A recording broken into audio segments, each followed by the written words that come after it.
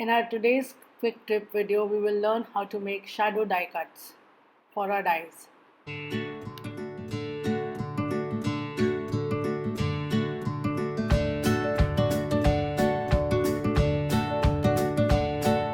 To start with, all I'm doing here is cutting a few using a few word dies to cut out the shapes. Now, why would you want to do a shadow die cut? Because it's very popular these days. There are lots of die sets coming with the shadow dies and word dies, and I thought that it's very simple to do on your own.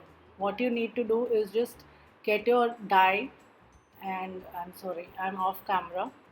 I'll just show you to you again.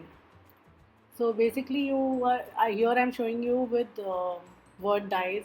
You can create shadows for them to get them, in focus on your cards. I will show you an example at the end of the scene. What you do is just create a shadow by going, putting your die cut and just going around it. Die, sorry, not die cut, but just the die. Use your die and just go around it and cut it out, fuzzy cut it out, the shape, and you will get a see fantastic one. Here I'm showing you another example.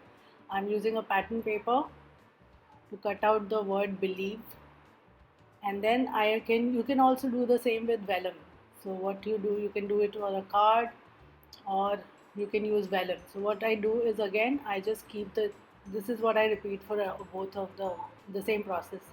I went out of focus, that's the reason I am doing this again. So you just outline your die and then you fussy cut it out. It's very simple. You can do it with any kind of die. If you have flower dies, you have any die, any kind of die, especially with word dies, it really works very well. I'll show you later in a card that even if you have the same background and the same die cut and your word, still you can highlight it just by using a simple shadow. So here I'm just showing you how you can cut it, and then you have it, a shadow for your die cut. You can do I will show you, you can use this technique even for any other die, any other shape die. Here I've used mandala. So, and I've cut out a mandala, and again I use the die.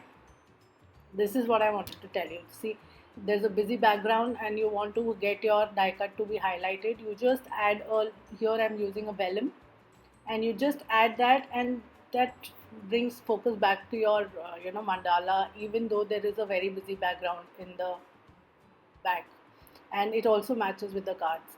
I'll show you another card that I made with where I have used the exact same paper.